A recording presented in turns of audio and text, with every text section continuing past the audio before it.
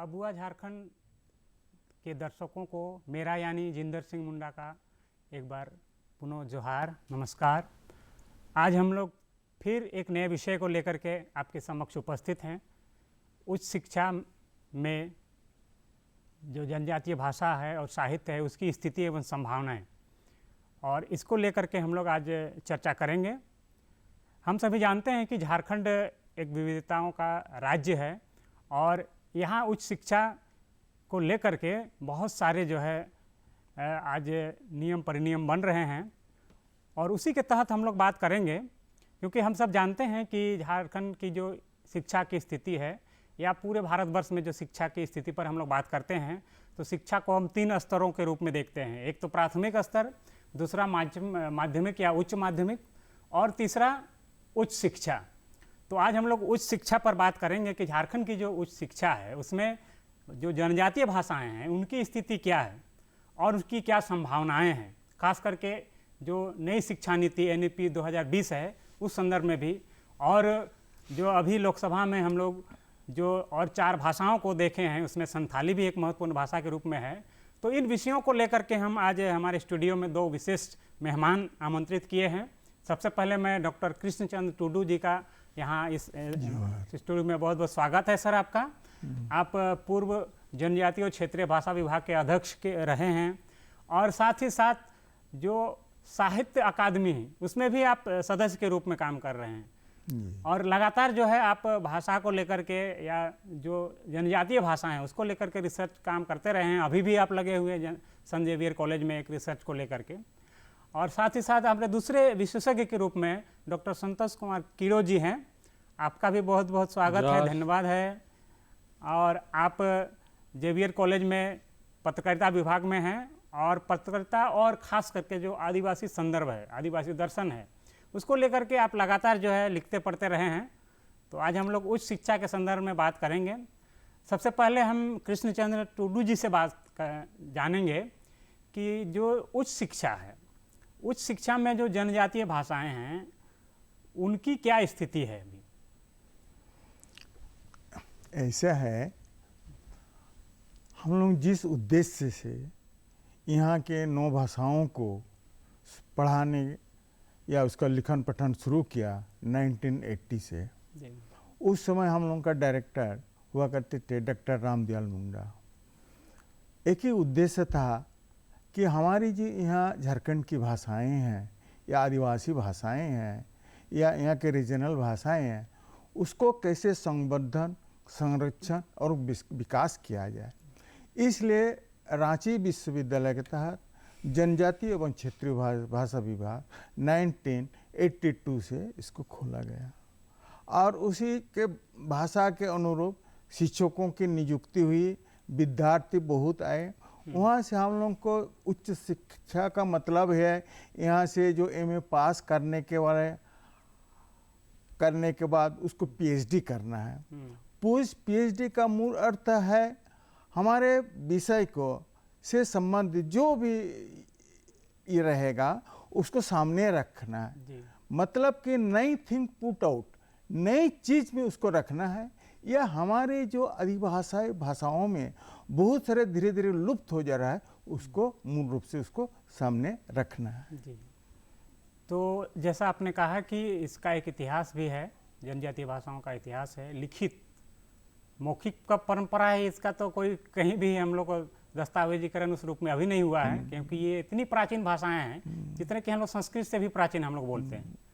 हम डॉक्टर संतोष कीड़ो जी से जानेंगे ये जो 5 जनजातीय भाषाएं हैं उसमें संथाली को छोड़ करके ये 4 जो भाषाएं हैं उनकी क्या स्थिति है? उनको तो हमने 8वीं अनुसूची में शामिल कर लिया, लेकिन और जो 4 जनजातीय भाषाएं हैं उनकी क्या स्थिति है? देखिए, यहाँ पे मूल रूप से 2 भाषा समुदाय हैं। एक तो मुंडा भाषा समुदाय जिसमें मुंडारी, हो, संथाली, भूमिज और खड़िया आते हैं, और एक है जो कुड़ुक है और द्रविड़ियन भाषा समुदाय। तो संथाली तो 8वीं अनुसूची में शामिल हो गई है। बाकी जो 4 भाषाएं हैं मुंडारी, हो, संथाल और खड़िया, तो ये लगभग कुड़ुक तो और एक ये ग्रुप है। तो ये जो 4 हैं वो लगभग सिमिलरिटी है संताली के साथ। जहाँ तक कुड़ुक का ये है, तो कुड़ुक एक अलग ही भाषा है जो इस भाषा समुदाय के साथ बहुत सदियों से यहाँ रहा हुआ है। तो इनकी अगर स्थिति आप पूछेंगे हमसे और जानने की कोशिश करेंगे तो हम लोग देखेंगे कि भाषा कोई डेड यानी मृत चीज़ नहीं है, एक लिविंग चीज़ है।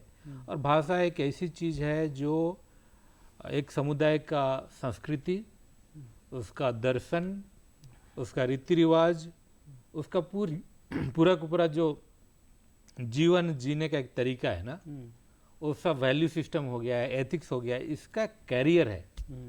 तो भाषा का संरक्षण करना और उच्च शिक्षा में इसको सम्मिलित करना और इसको रोजगार उन्मुखी बनाना और रिसर्च ओरिएंटेड बनाना, पब्लिकेशन से जोड़ना, लिटरेचर से जोड़ना एक बहुत ज़रूरी है।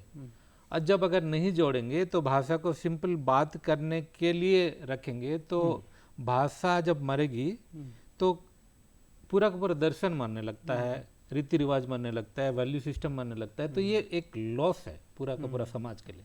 तो ये बहुत बड़ी क्षति है पूरे समाज, न सिर्फ भाषा का एक लॉस है बल्कि पूरे समाज संस्कृति का क्षरण हो सकता है। तो इसके लिए इनका संरक्षण भी जरूरी है। हम लोग संथाली भाषा संदर्भ में थोड़ा सा जानना चाहेंगे केसी टुडू जी से, क्योंकि जो भारतीय भाषाएं हैं वो 22 भाषाएं हैं जी, और उसमें से मुझे लगता है कि 17 या 18 भाषाओं को पहले लोकसभा में मान्यता दी गई थी, अभी संथाली को दिया गया है। तो संथाली भाषा में जाहिर है कुछ ऐसे गुण होंगे या उनमें वो तत्व शामिल होंगे तभी उनको शामिल किया गया है, लेकिन अन्य जो जनजातीय भाषाएं हैं उनको शामिल नहीं किया गया है। तो संथाली भाषा के बारे में बताइए कि इनको शामिल करने का क्या प्रमुख कारण हो सकता है। देखिए, जब ये भाषा भारतीय भाषा के रूप में एक स्वीकृति या मान्यता मिला, ये 2003 को, जो 2003 22 दिसंबर को मान्यता मिला। तो इसमें जो मान्यता मिला, मान्यता मिलने के बाद साहित्य अकादमी में एक संथाली भाषा को जगह मिला। तो साहित्य अकादमी का मूल उद्देश्य है कि जो भाषा 8वीं अनुसूची में सम्मिलित है उसका साहित्यकार को पुरस्कृत करना, उसका साहित्य को विकास करना, जो बहुत सारे पांडुलिपियाँ हैं उसको प्रकाशित करना, ये मूल बात है। उसके बाद ये जो साहित्य अकादमी से हम लोग को ये काम 2003 से ही ये काम संताल भाषाभाषी को मिलते आ रहा है और कर भी रहे हैं। कहीं सेमिनार के रूप में, कहीं वर्कशॉप के नाम पे ये सब हो रहा है। जब तक ये भाषा को विकास करने का एक ही माध्यम है, उसमें हम लोग का लिखने की प्रवृत्ति या बोलने का प्रवृत्ति भी होना चाहिए। जब तक हम लोग अपनी भाषा को हम लोग नहीं बोलेंगे तो धीरे धीरे भाषा लुप्त हो जाएगा। और इस आधुनिक युग में जब तक लिखित सामग्री आपके सामने नहीं आएगा तो उसको साहित्य रूप माने लिखित रूप या वर्तमान साहित्य नहीं कहा जाएगा। आपके पास लोक कहानी है, लोकगीत है, वो लोक समाज, लोक आचार विचार वाला जो विधा है वो लोक साहित्य में चला जाता है। लेकिन जो भी अभी साहित्य है उसके हर चीज़ को आगे रखने के लिए एक व्याकरण बहुत जरूरी है। हम लोग का यहाँ जितना भी है ट्राइबल लैंग्वेज, किसी का भी अच्छे रूप से संताली का जैसे भाषा वैज्ञानिक अध्ययन खुद मैंने किया, मैंने ये महसूस किया जब तक भाषा को वैज्ञानिक अध्ययन से नहीं किया जाए, उसको भाषा की क्या विशेषताएं सामने नहीं रखेंगे और हमारे आसपास के जो भाषाभाषी नहीं समझेंगे तो भाषा का महत्व नहीं समझेंगे। लेकिन हमारे झारखंड में संताली का अन्य भाषा रहे हैं, इसमें क्या है, हम लोगों का कवरी अभी तक भाषा विज्ञान के रूप में हम प्रस्तुत नहीं कर पाए। सिर्फ जो किए हैं वो व्याकरण के छोटी छोटी किताब है, वो भी एक बार कोई राइटर ने उसको लिखा, प्रकाशित किया, शेष लास्ट में उन्होंने क्या किया, रिप्रकाशित नहीं कर पाया, उसका ये नहीं हुआ, मुद्रण नहीं हुआ, जिससे ये धीरे धीरे लोप होते गया। और हमारे बीच में जो पढ़ने लिखने वाला स्टूडेंट भी है, लिखने की प्रवृत्ति भी नहीं है, अब पढ़ने का प्रवृत्ति भी नहीं है, और उसको क्या बोलते हैं, आपका खरीदने की प्रवृत्ति है। जब तक किताब को कोई नहीं खरीदेगा तो उसमें मार्केट कैसे चलेगा? यही से हैं, यही सब जी हमारे बीच में कमजोर है, ये हम लोगों का जानकारी के अभाव में। लेकिन संताली बृहत स्तर में है, झारखंड में है, बिहार में है, उड़ीसा है, पश्चिम बंगाल में, असम है, तो विस्तृत जगह में संताली भाषा भाषी हैं। थोड़ा क्षेत्रीय उपलोप अलग है, तो पर भी ये अपनी भाषा पर बहुत सजग है। और इसलिए जब भी अपनी संताली भाषा कहीं एक दो आदमी मिलते हैं तो सबसे पहले वो लोग अपनी भाषा में बात करते हैं। जब तक इसको बात को सामने नहीं रखेंगे तो हमारा भाषा आगे विकास नहीं हो पाएगा। जी, सही बात आपने कही कि संताली भाषा, हालांकि संथालों की संख्या झारखंड में ज़्यादा है, इसमें कोई दो राय नहीं है, तो यहाँ ज़्यादा बोलने वाले लोग मिलेंगे ही।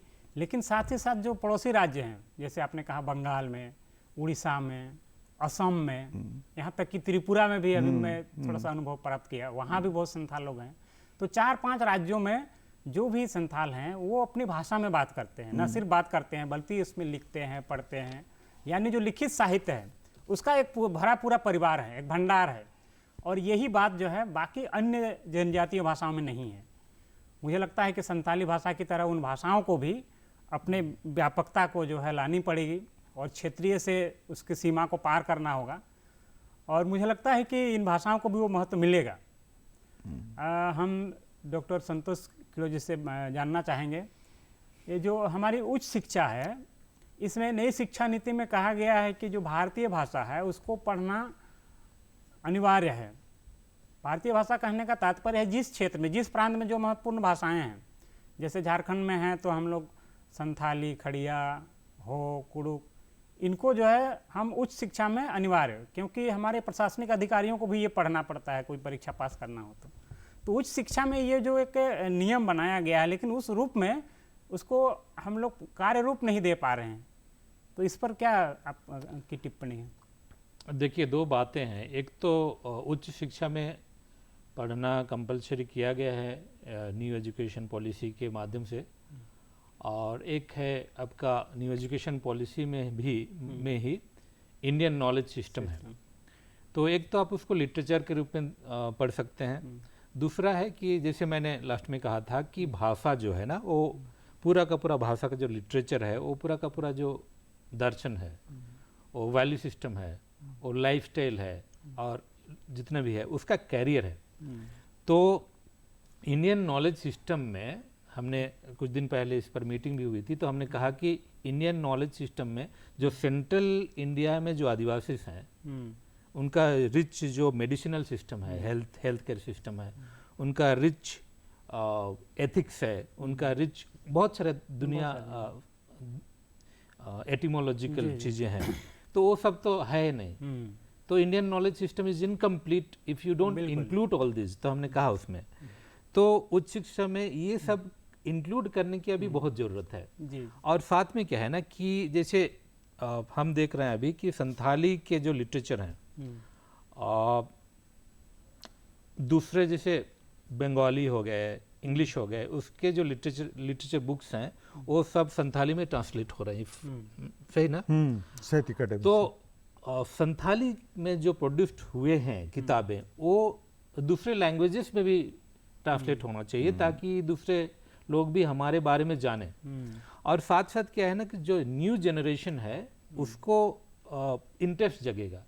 तो ये ट्रांसलेशन वाला जो काम है, संथाली एज वेल एज दूसरे जो ट्राइबल लैंग्वेजेस हैं including Austroasiatic language as well as Kurukh, और जो यहाँ के जो नागपुरी हैं, ये ट्रांसलेशन की ज़रूरत है लार्ज स्केल में, ताकि क्या है कि लार्जर कम्युनिटी में जाए और नॉट जस्ट लिमिटेड रहे हमारे पास, ताकि मतलब दूसरे समुदाय में भी जाए और एक अप्रिसिएशन का भाव जी। शुरू हो। इसी से जुड़ा एक और सवाल हम आपसे लेंगे। जी एनईपी की बात हो रही है और आप इंडियन नॉलेज सिस्टम की बात कर रहे हैं। जी अभी हम देख रहे हैं कि इंडियन नॉलेज सिस्टम का मतलब लोग समझ में आ रहा है कि वही गीता, वही कुरान, वही महाभारत, लेकिन असल में ये तो इंडियन नॉलेज सिस्टम है नहीं। वो तो छोटा एक इंडिया का पार्ट हाँ, हो तो गया। इंडियन नॉलेज सिस्टम का मतलब मूल रूप से तो हम उसी की बात कर रहे हैं जो Right. आदिवासी जो देशज ज्ञान है जिसके बारे में आपने कही। तो देशज ज्ञान को हम किन रूपों में हम देख सकते देखिए, हैं? एक तो इंडियन नॉलेज सिस्टम की जब हम लोग बात करेंगे तो एक सेंट्रल इंडिया का जो ऑस्ट्रोएफिटिक लैंग्वेज है प्लस जो कुडुक लैंग्वेजेस हैं वो तो आएगा ही, लेकिन आप नॉर्थ ईस्ट में देखिए बहुत रिच इंडियन नॉलेज सिस्टम है उनका जो है। उसके बाद गोंड समुदाय का देखिए, भील समुदाय का देखिए। तो भारत को अगर जानना है तो इनके पास जाना पड़ेगा, और अगर बिना गए आप लगेगा कि भारत को जान गए और वही चीज अब आप प्रेजेंट कर रहे हैं दुनिया को कि this is Indian knowledge system, then बहुत लैकिंग है उसमें।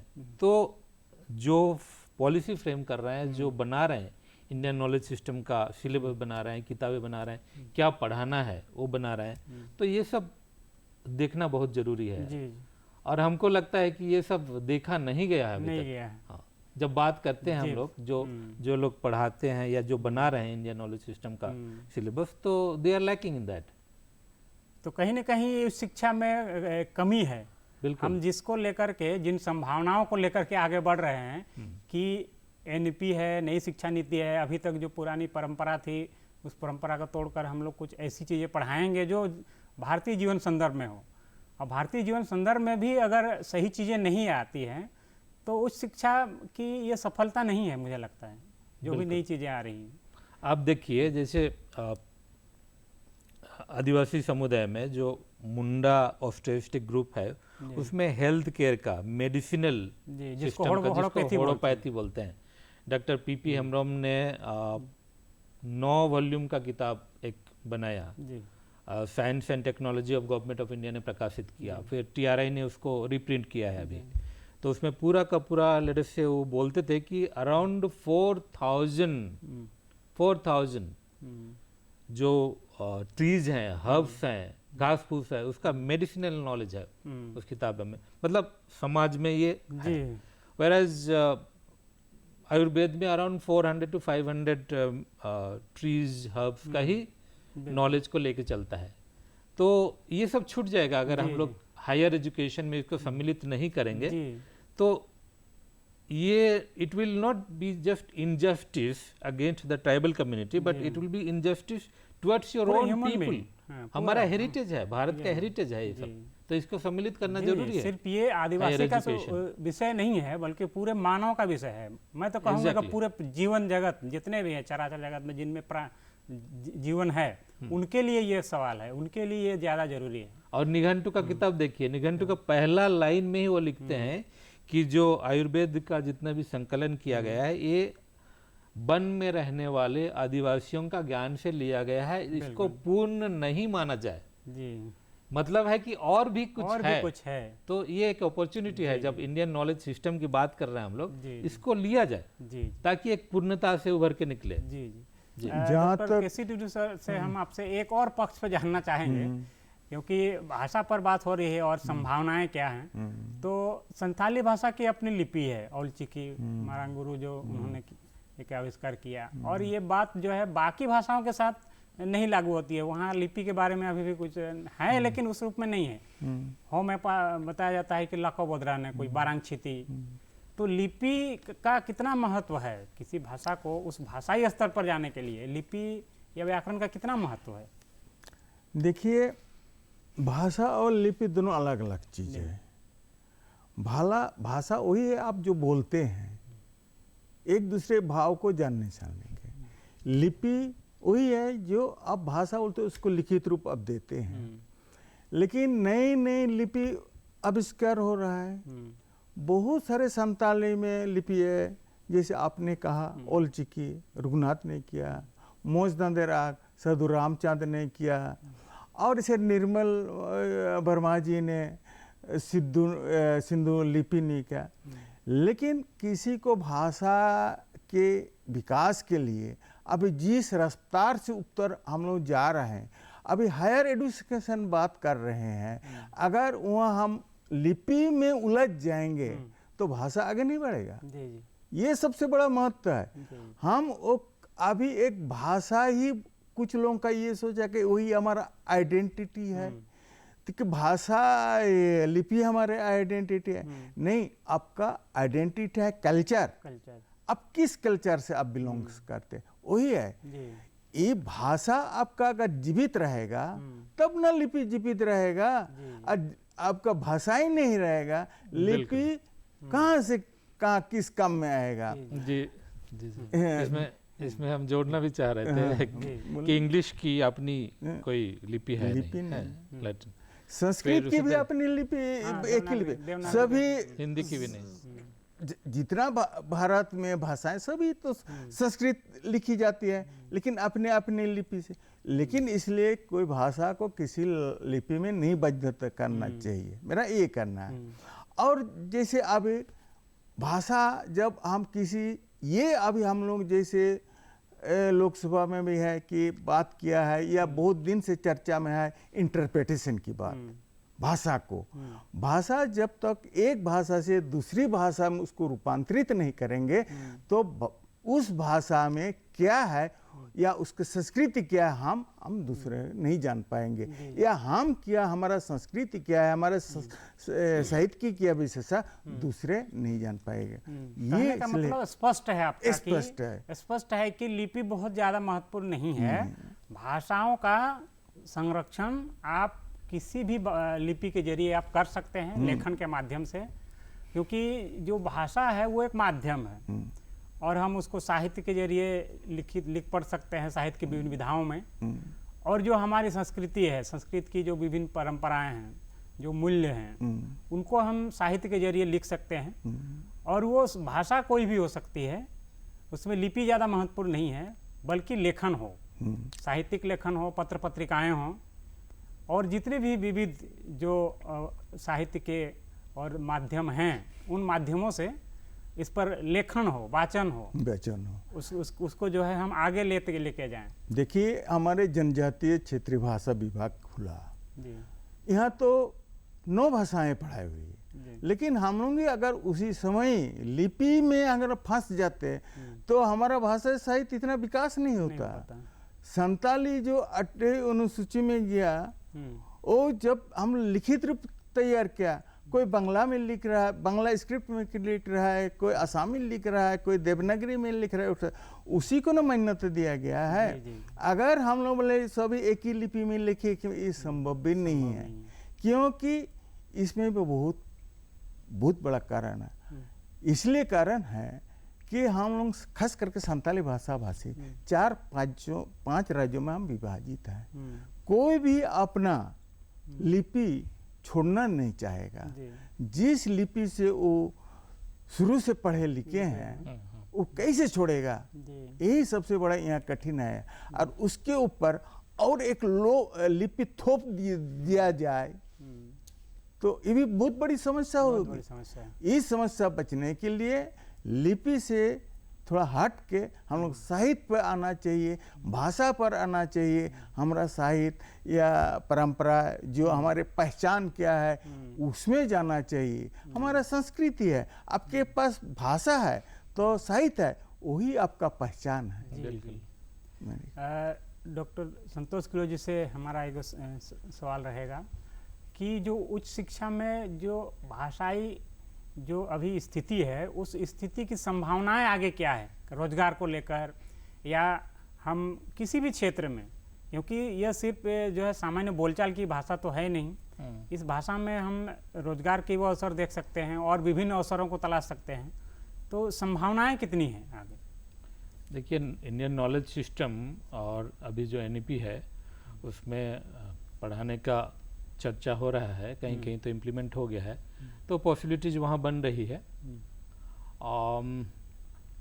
ट्रांसलेशन अगर होगा, अनुवाद अगर होने की संभावना है, जैसे गवर्नमेंट सेक्टर्स में भी अभी का जो सरकार है, अभी की जो सरकार है, वो सेंटर में भी हो या स्टेट में भी हो, जनजातीय भाषाओं में चीज़ें देने की कोशिश कर रहा है, तो ट्रांसलेशन में संभावना बन रहा है। सबसे बड़ी बात हमको जो लगता है ना वो ये है कि not just in the higher education लेकिन but in the primary education and middle, जो middle school higher secondary level में भी जो बच्चे हमारे आते हैं उनको एक रकम का ये प्राउड फील होना देना चाहिए कि okay this is my language, हमको जानना है। जैसे जयपाल सिंह ने कहा I am proud to be an Adivasi, okay I am proud to be speaking Hindi, sorry Mundari, तो वो फीलिंग देना पड़ेगा ताकि आप हायर एजुकेशन में जाएंगे तो आप इंग्लिश भी बात कर रहे हैं, हिंदी भी बात कर रहे हैं, अपनी मुंडारी भी बात कर रहे हैं, संताली भी बात कर रहे हैं, नागपुरी भी बात कर रहे हैं। ये बहुत जरूरी वही है कि ये त्रिभाषा सूत्र, पहले अपनी मातृभाषा पर गर्व करें, फिर राष्ट्रभाषा, फिर अंतर्राष्ट्रीय भाषा, ये त्रिभाषा सूत्र बहुत आवश्यक है।